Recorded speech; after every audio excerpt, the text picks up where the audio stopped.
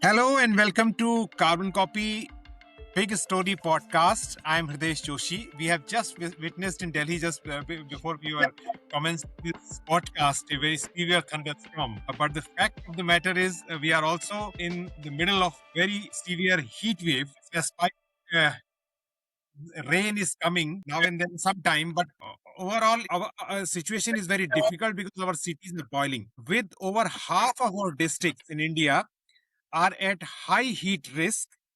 Temperatures in some parts of the country touching almost 50 degrees Celsius, looming super El Nino. Our urban centers have transformed into urban heat islands. And when the heat crisis hit, governments rushed to announce massive tree plantation campaigns or build manicured theme parks inside our surviving green lungs. While I was writing a story, I interacted with a lot of experts, including Vijay, who is here with us. I found that we cannot fix a deep ecological and earth science crisis with cosmetic banded greening. Real forests are very complex living ecosystem that cool our air and ground, but they are not amusement parks. So to break down this all this, why our current approach is failing and how structural planning must solve India's urban heat crisis. I have got a very incredible panel. I will introduce Dr. Ajay Mathur. He has got many introductions, but today he is here as a member, as a professor of School of Public Policy in Indian Institute of Technology, Delhi. I have got Vijay Dhasmana ji. I know him for a long time. He is a renowned rewilder and environmentalist. He has done a lot of good work in different parts of at least North India, I know. And he will tell about his work also while speaking to us. And Bhavreen Kandhari ji, a leading environmental activist and co-founder of Warrior Moms, who fights on the front lines of our children's right to breathe and survive in heating crisis. So I'll start with Bhavreen ji only because she has been on ground running around. Bhavreen ji, we just witnessed a thunderstorm before we started. We will commence this podcast. But tell us what you have witnessed in last couple of months or 3 months. This intense heat wave, and now we have seen this short respite will also increase humidity, and then things will may become very difficult for a lot of people who are working out. So, what is your? Can you take us through what you have witnessed during this time? Yes, thank you, Ritesh, for as always, for bringing on these really important conversations.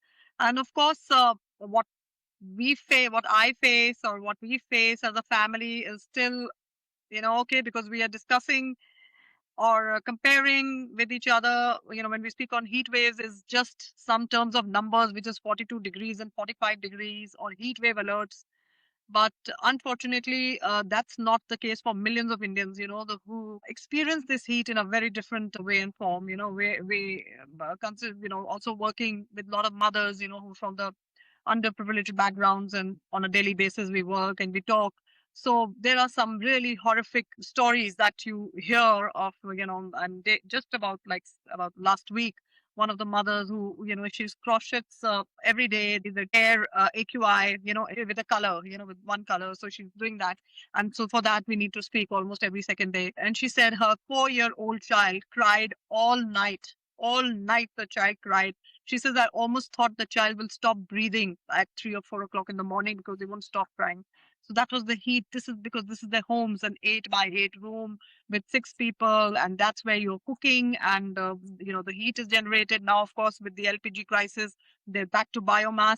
So I mean, just visualize this and see, and the heat that we, even in air conditioning, and when we are going out and coming, and like you said, even this rain is going to bring in humidity, is just going to, it's just intolerable. So the biggest misconception is that, everyone experiences a heat wave equally. No, they don't. So in our cities, cooling has kind of become a privilege, and like we say, even in the air, we say exposure is become an inequality. People, who have homes with concrete, with tin roofs, it's all trapping heat, and people are unable to sleep properly, which reflects on their work and their health, their physical health, mental health. All this crime that we hear, and everybody's, shouting at everyone like a parking guy. I felt bad because we're all so this thing that I spoke a bit like this. So you don't expect anyone to speak rudely to you, and you think, oh, but realizing that that person is actually standing there in that scorching heat, all day. The delivery workers, sanitation workers, construction laborers, domestic workers. So it's a very, very difficult situation for mothers and caregivers. The concern is like, Right. children who cannot play outside. It's gone are the days of like our summer holidays when we thought when we were kids, and so that we could go out. Rising electricity bills, stress. So all this is Yeah, what we are seeing in our daily lives.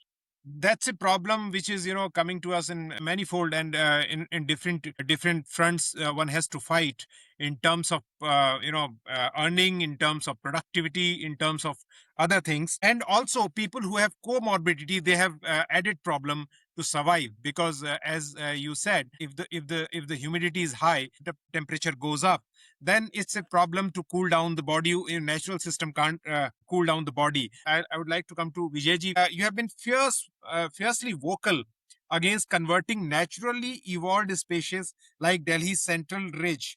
Kind of experiments are being done.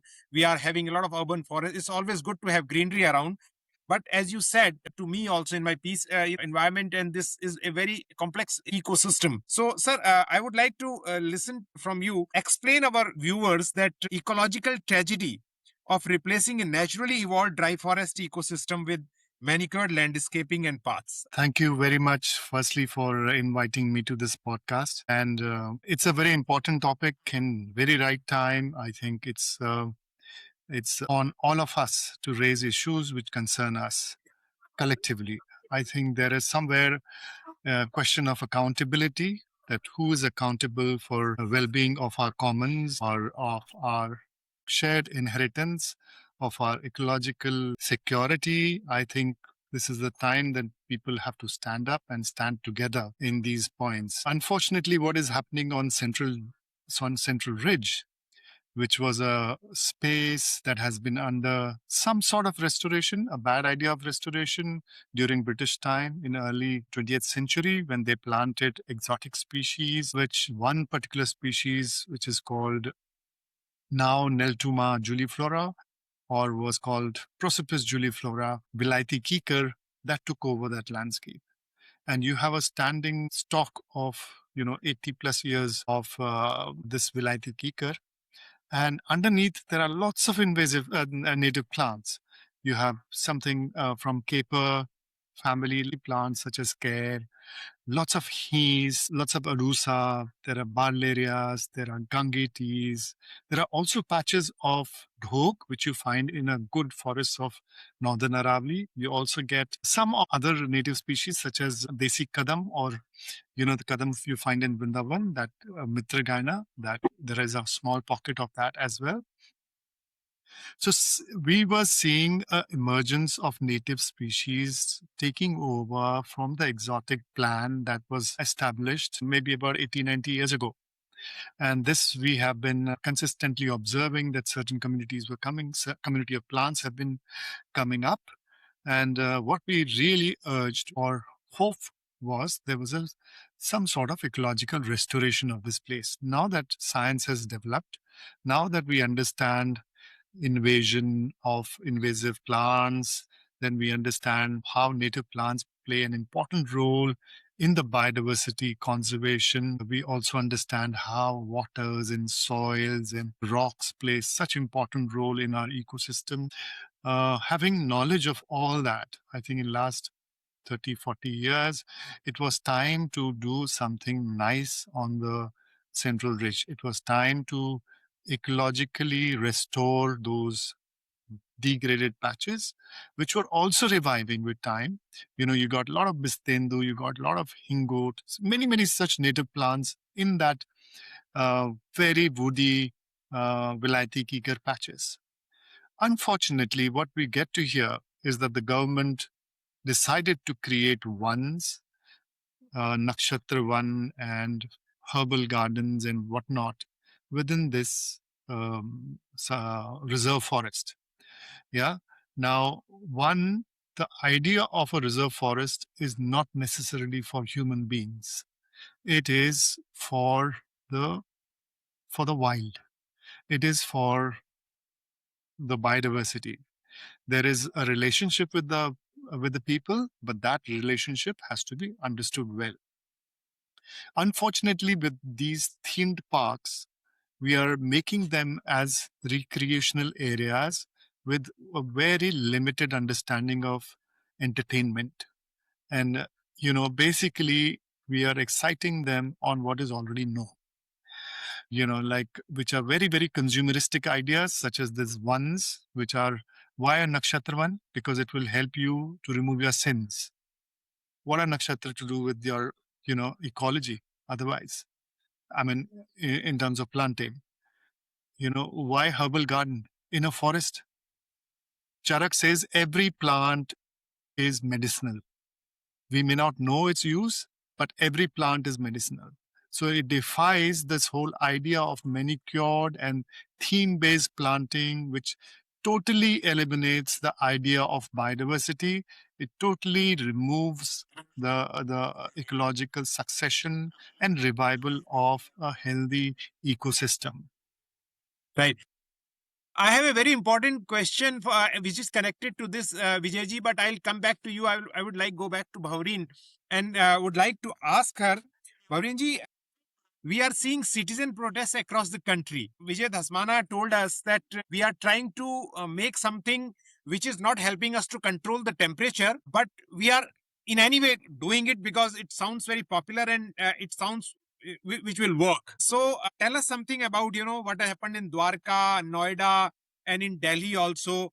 What people are saying, are they really knowing what this will not going go to work, or are they do they think that what is being done will definitely going to help them? Yes, Hridesh, why not? I mean, these are citizens. These are, even the most of the, migrants who are here, they are from the farming and, they're from villages, rural. Who doesn't know what is an effect of a tree or a forest?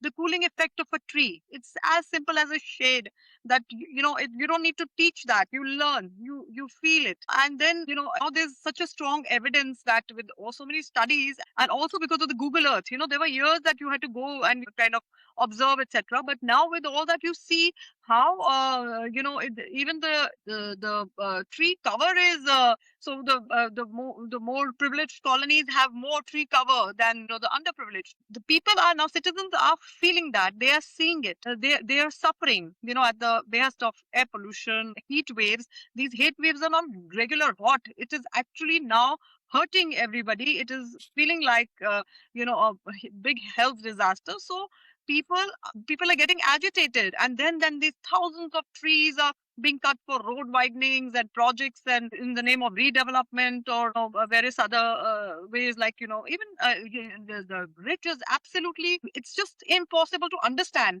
Why would you go in it? This is the last lungs of Delhi, this is the northernmost stretch of the Aravallis that everybody is so concerned about, and how can you be destroying something like that because you are actually going in, like Vijay very rightly said, every space, every forest is not meant to be that you have to go in and do something. You just need to leave the forest alone. That's how they flourish. That's how they will help us. That's how we will live our future, our children will live. So people understand that. You don't need to be educated to understand that.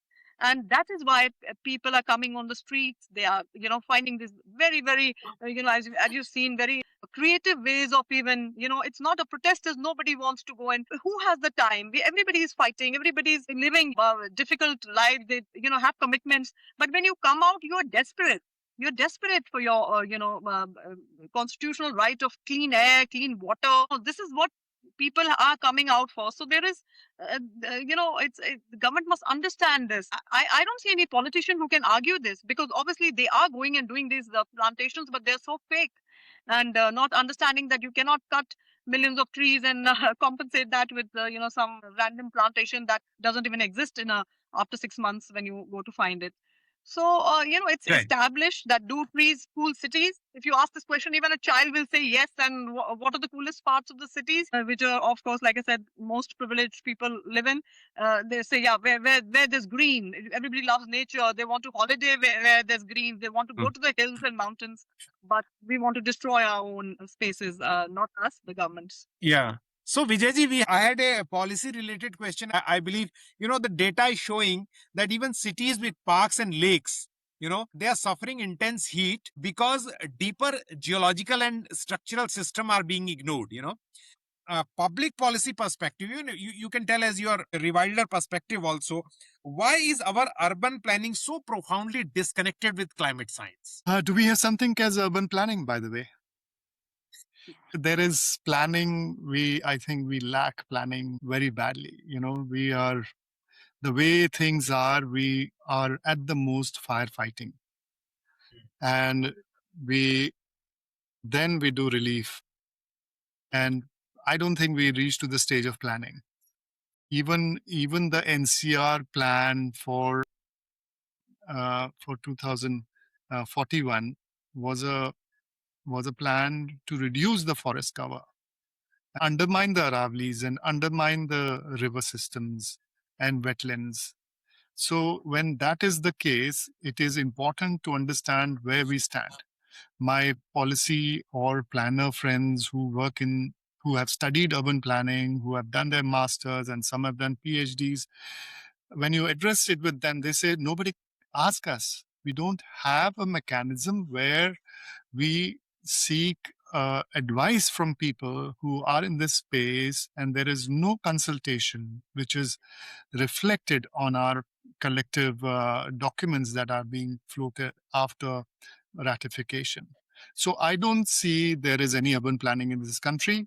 We are facing a crisis upfront. We don't even know what is happening. At the most we do relief work. In terms of urban spaces, for instance, Gurgaon, where I have worked majorly, all your drainage channels have been blocked. We are working on these drainage channels and we see that they have been encroached upon. Developers after developers have colonized it and built houses on it. These were natural streams. Tomorrow, if you get 600 to 800 rainfall, it will be very difficult to manage these channels because everything downstream has been occupied or colonized. Yeah. So similarly, I mean, we are there are two bunds that we are working, three bunds we are working on. There is one called Ghata Band, which is a big project, 300-acre wetland in Gurgaon. The water coming from Delhi had a 300-acre wetland. It had a inspection bungalow, it had a embankment, it had release gates, and it would be used for irrigation downstream, made in around 1880s. Totally defunct because the whole catchment is urban now. So what I'm trying to say is that we lack urban planning.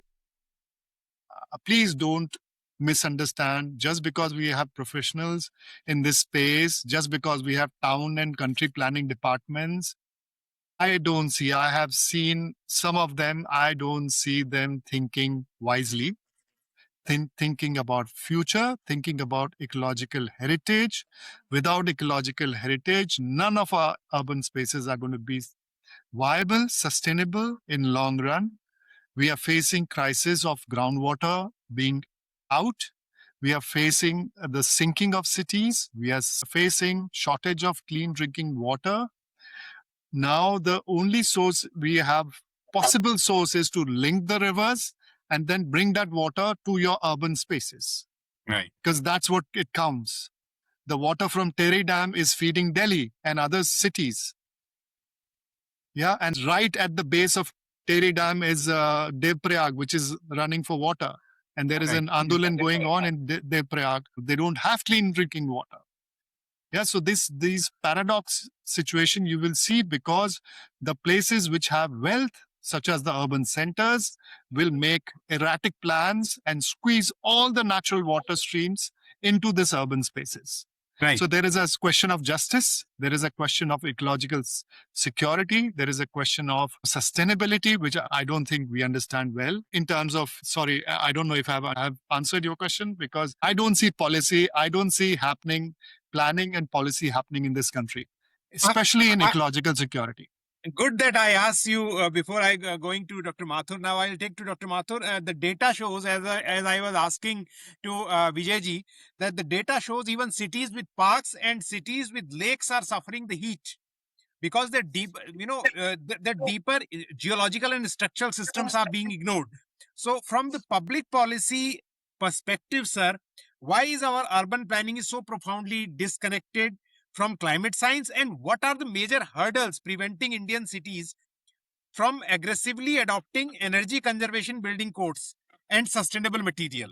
Sir, could you throw some light on this, sir? The key issue in all of this is that the price of land very soon overshadows everything else. And because the price of land overshadows, the vested interests in the development of the land become the most important. Look, as Vijayji suggested, we have building, land where water flow used to occur being built on. So it's one thing that you do it when you don't understand it, but it's quite another thing to do it even after you understand it. We are also seeing that because of political pressure, we are seeing land which could be water flow land being converted into construction land. If you take the case of energy conservation building code, what we are seeing is that there is no advantage that comes to the municipality as a result of adopting the energy conservation building code, because they don't own the municipal electric supply. So, on the other hand, they do own the structural processes for the recovery, and they own the fire grid. So those are things that they are concerned about. They're not concerned about energy efficiency. It's only when you connect energy efficiency with other things, as in Telangana and Andhra Pradesh, there's digital approval of the entire building plan, including the energy efficiency aspect, that energy efficiency gets in.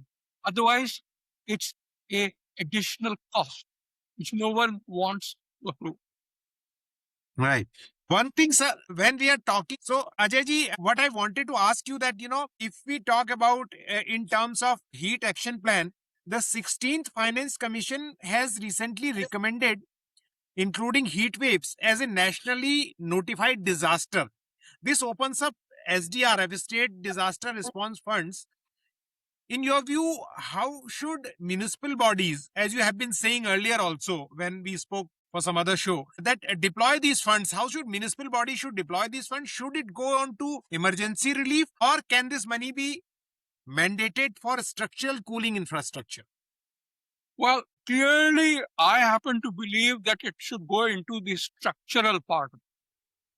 Now, what the 16th Finance Commission has done is devolve the monies for disaster management to municipalities and panchayats, particularly to municipalities. What we have then the availability of this money for heat action plans.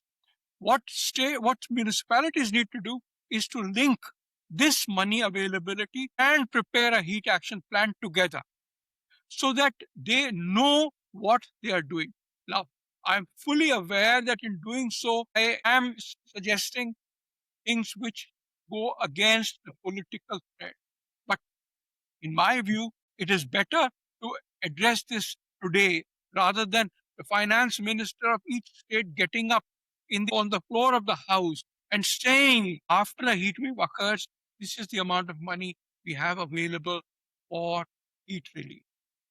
I would much rather it is a heat budget rather than a heat relief budget. Before I come to all of you for a closing round, one question remains to Vijayji. The report which I have done, while doing that report, I noted that government and real estate developers are obsessed with this Miyawaki method as a quick fix solution. because it offers, visible results within a stipulated 1 year time. Vijayji, do you see it a problem where you have to show something in CSR funds have come and you have to show something, or this Miyawaki has worked somewhere and we have to do it differently? How will you rate it, sir? So, firstly, what is Miyawaki? I can go into it. It is basically removing your topsoil to the depth of about a meter, making a large pot depending on the size of your plot. It could be 10 meter by 10 meter, it could be 1 acre, or it could be 100 acres. So basically, you make a large pot and then you put good compost, which is what Japanese people do, which is rice husk, because that's what is available to them, and manure. And then you plant very close, 1 meter by 1 meter densities for trees and shrubs, and you plant them all together. Now, I don't want to go into the efficacy of this method and all of that, because I don't think it is ecologically sound. But what I want to highlight is that for public projects, it is taking away public money. 1 acre Miyawaki patch will cost you nothing less than 60 lakhs. And 60 lakhs, you can easily do 20 acres of ecological restoration, which is more sustainable, which is more viable, which will give room for the native species to flourish, and which will be more climate resilient. Growing plant fast in a pot and then irrigating them fast and hope and imagining that your stock, which has grown 10 times faster, is a sustainable stock, is a myth. It doesn't work like that. I have seen Miyawaki patches on Yamuna floodplains, people have planted, and now I'm seeing that the bole is so thin. Bole of the plant, which is a trunk of the plant, is very thin for the age of the plant. Because of too much competition, they are growing tall. There are long-term studies which have pointed out that there is no carbon benefit, that the carbon is sequestered by a Miyawaki versus a conventional planting. There is no benefit in terms of biodiversity conservation. There is no benefit in terms of your quality of life improving, because in Miyawaki patches, you can't go in. So conventionally, my biggest worry with Miyawaki is that you are exhausting the public fund, which could have been used in traditional ways, with more accountability, with the right species mix. And we don't get that density that you're talking about in Miyawaki in our country. 1 meter by 1 meter, we don't get trees in this country. Our densities, even in the rainforest, is about maybe 400 to 500 tall trees per acre, not more than that. With this, you are planting 10,000 trees in 1 acre. It's totally misplaced just because there are numbers attached to it. CSR people are very happy with the numbers. Okay, somebody gives a promise that your carbon is being sequestered 10 times. Carbon is never calculated in short term. Carbon is calculated in long term. And the sustainable carbon is in the soil, not in the wood that is growing, and also in the oceans. I forget about the oceans and ocean carbon, but here, the soil carbon is the most important sustainable carbon. And moreover, the different plants that I've seen, all the way from the largest Miyawaki patch in Bhuj to several others, they are unfortunately using plants that are not native to that region. Right. If I ask before going to Bhavreenji, Dr. Mathur, because of solar boom and our clean energy expansion, do we see any hope to control it? Because we have to control the thermal power also at some level, because it creates some problem at some level. I know that thermal is our base load and we can't ignore it. But how can this solar expansion, and what are the hurdles, and how can we use this to make cities better? The key problem, see, solar electricity, when the sun is shining, is the cheapest form of electricity. However, what happens at night? We've got a growing demand. And if you've got a growing demand, how do you meet the electricity need at night? You set up more coal power stations. If I invest my money in setting up both a coal and a solar power station, and the coal power station provides me electricity during the day, I'll obviously go for a coal power station. In other words, we need to invest in storage technology. bringing down the cost of the solar technology, of the storage technology, is key for expanding the solar technology as well. The last few examples of tenders have been good. They have shown that solar plus wind plus storage provides electricity at prices which are cheaper than new coal. The key issue in replication is the availability of land. Where do I get Right. the land from? Consequently, Yes. what states have to focus on is policies that make land available by means that are also beneficial to the owners of the land, to the farmers. So you can have both solar electricity and local benefits coming to the farmers. Right. So, Bhavrinji, your final word. I'll ask one last question to all of you, starting from you. How have you have witnessed so much in not only just in Delhi, but you have traveled in other places also. One, if if you each had a magic wand and could mandate just one single structural or ecological change in our metropolitan cities before the next summer hits, what would it be? From you, starting from you, Bhavrinji. So the immediate one which actually exists and the only natural savior is the trees.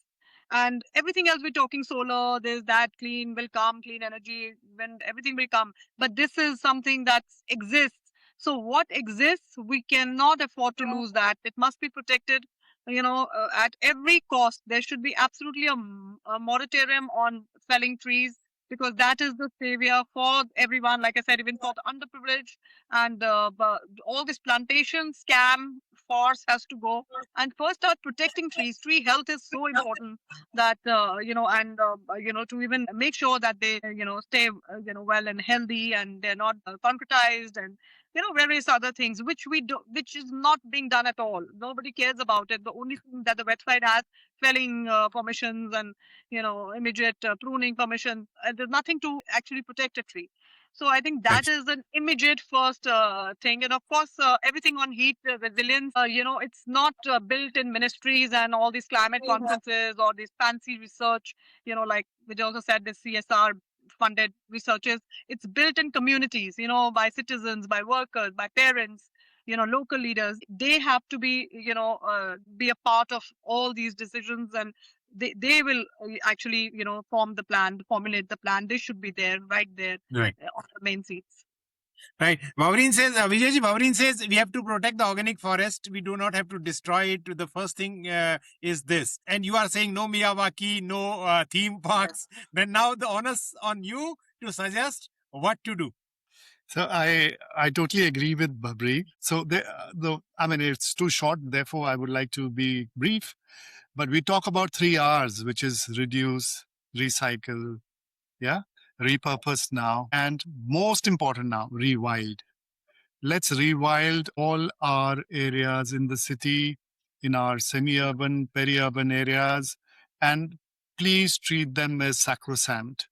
Please don't fiddle with them. Don't create these theme parks and these parks. Let's respect our wilds. We have lots of wildlife in Delhi. Delhi is one of the very fortunate capital in the world, which has a huge number of birds that visit this capital. Yeah. So 400 plus species of birds visit here. Then you have nilgais to hogtails to leopards to sambar to wild boars to whatnot, hyenas to, good number of invertebrates as well.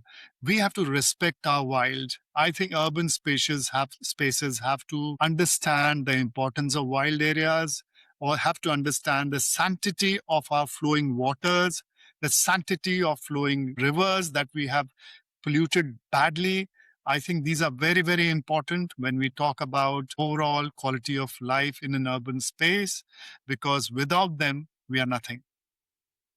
Dr. Mathur, you have been in government. You have been among policymakers. You have been in Bureau of Energy Efficiency. You have been in International Solar Alliance. What would you advise to Prime Minister and Chief Ministers of this country to do one good thing to give us hope and to listen to what all of these people are saying. The key issue is land, particularly urban land, needs to be zoned, and we live with the zones. The biggest problem is that while there is a Delhi master plan, it is not followed. I think the key issue is that the master plans have to be made, the land has to be categorized, and the land zoning has to be followed.